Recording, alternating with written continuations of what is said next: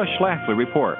Mrs. Schlafly is a leading spokesperson in many of our country's ongoing national debates and has become a clear voice for those who are seeking a return to traditional conservative values. And now, here's Phyllis Schlafly. Federal student financial assistance programs are costly, inefficient, and fail to serve their desired objectives. They are among the worst of many bad federal programs. Yes, the Obama administration has vastly expanded these handouts. Student loan debt now exceeds credit card debt. A speaker at Hillsdale College recently ticked off some of the worst effects of the federal college assistance handouts.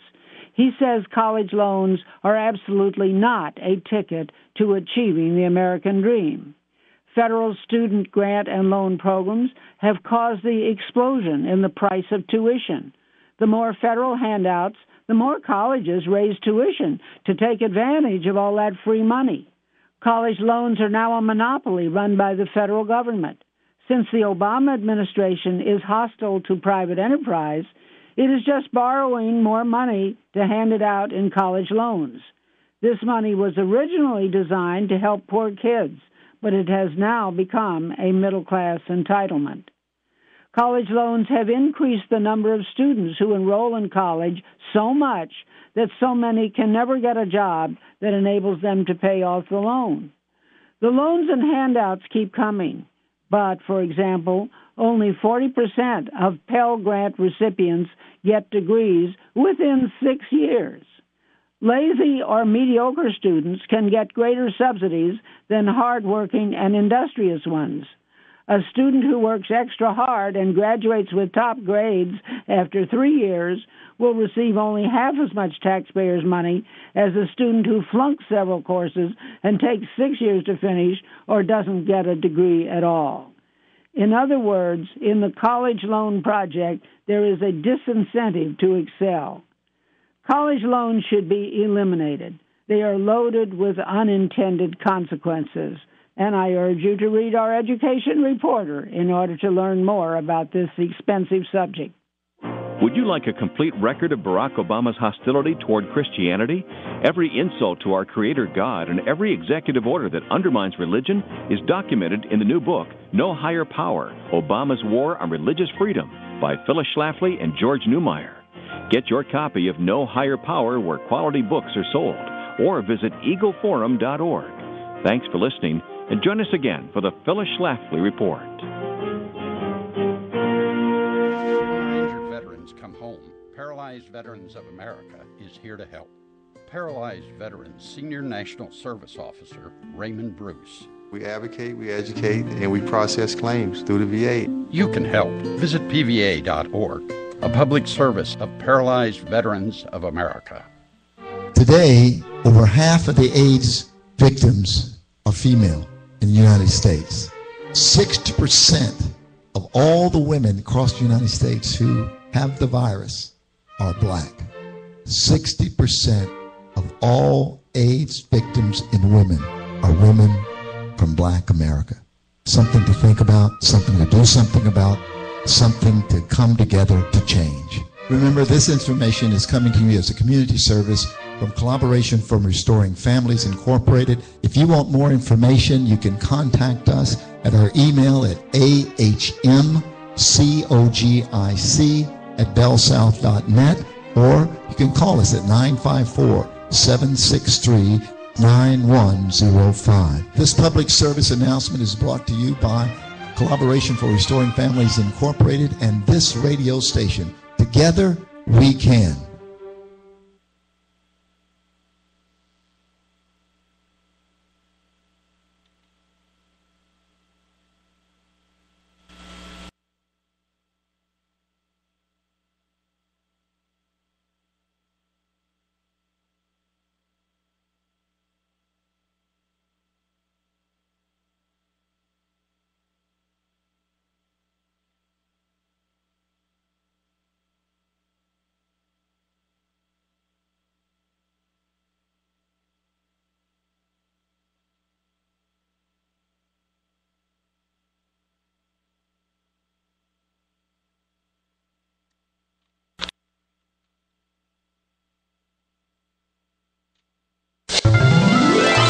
with hands lifted all over the building, we want to worship God on tonight.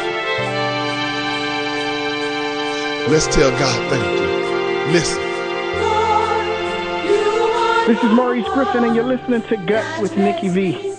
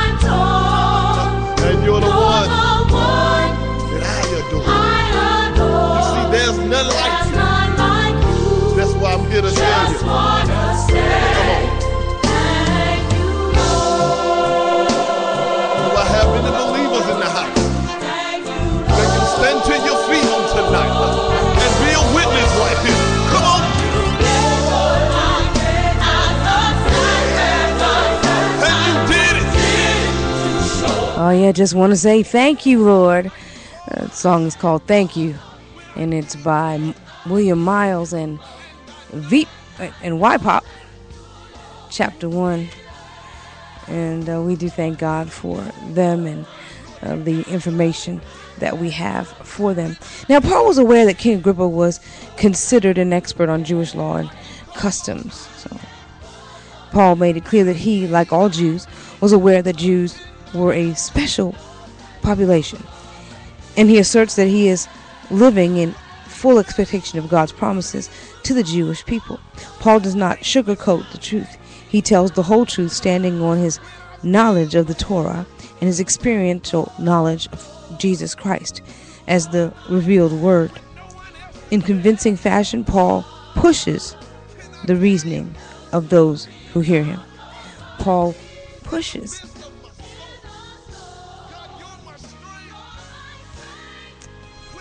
So let's get into verses of Scripture. Acts, and we're going to go to 24 and 29. And as he thus spake for himself, Festus said with a loud voice, Paul, thou art beside thyself. Much learning doth make thee mad.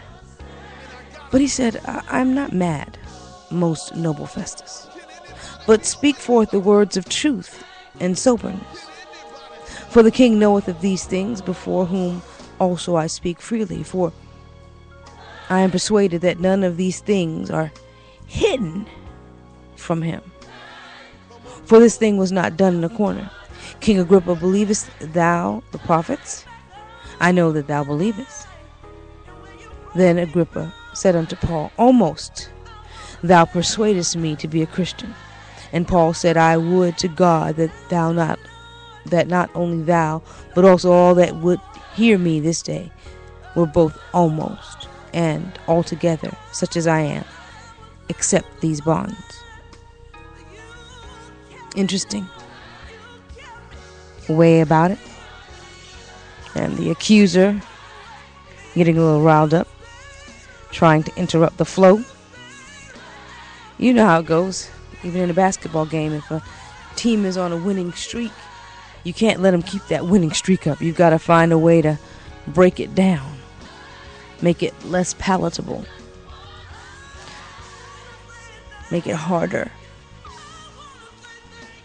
Well, before we go into talking about those verses of Scripture, Let's continue to give God the worship and the praise. You're tuned in to Guts, Gospel United Safe, bringing the information you need, transformation within South Florida and all over the world. A variety talk show with a Christian point of view, hoping that you will have the guts to tell somebody about Jesus. We'll be right back after this.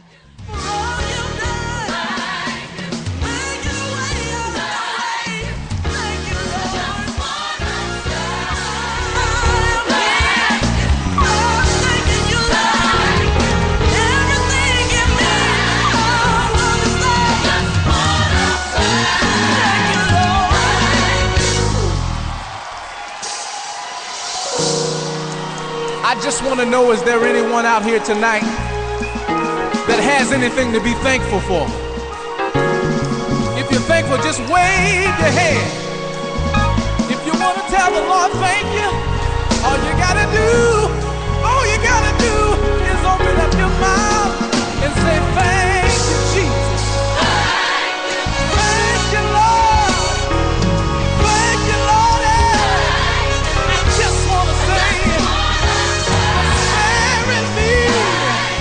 keeping me, hey, for watching over me.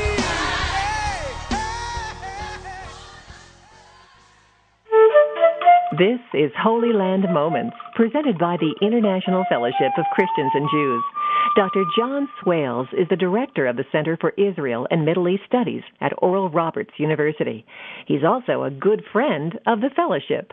In an interview with Jerry Clark, director of church education at the fellowship, Dr. Swales spoke to university students about recent events taking place in the Middle East. You have been studying the Middle East for years. And a great many years. And you are particularly interested in Israel and what's happening in the Middle East. A gentleman that I know personally is a Coptic Christian. He has fled Egypt, and his family is moving to the United States, and they're going to be seeking political asylum. And his comment to me earlier this week was, within 4 years, there will be all-out war in the Middle East. How would you respond to that statement? I would say he's right. I would shorten it to 2 years, but I'd be happy if it were 4. But I believe he's right. Unless God intervenes, it's going to be a massive... You know, people say, well, Israel can defend itself, but you know, knowing as I know, people in the Israeli military, these are young men and women, beautiful young men and women, engaging, friendly, open, and they're going to incur casualties. And, you know, that's something that bothers me, is it bothers their families and friends. So, you know, I'm praying for God to intervene. You've been listening to Holy Land Moments, a presentation of the International Fellowship of Christians and Jews. Visit our website at holylandmoments.org to find out how you can help bring needy and persecuted Jews back to the Holy Land through the Fellowship's On Wings of Eagles program. That's holylandmoments.org. Think a minute. If you were asked to write out your definition of love, what would you put down? Here's Dr. Tim Kimmel with a Family Matters Minute. I know that love is one of those dimensions of life that's hard to put into words. But if we're going to be serious about something so important, we have to know what we mean when we say, I love you. I want to share with you a definition of love that can bring rest to a tired marriage. It can make the relationship between parents and their kids an oasis in the middle of a thirsty culture. Love is the commitment of my will to your needs and best interests, regardless of the cost. This definition is unencumbered by conditions. It doesn't demand from the person being loved. Instead, it is preoccupied with giving and giving and giving. Helpful resources for your family, including information about Tim Kimmel's book, Little House on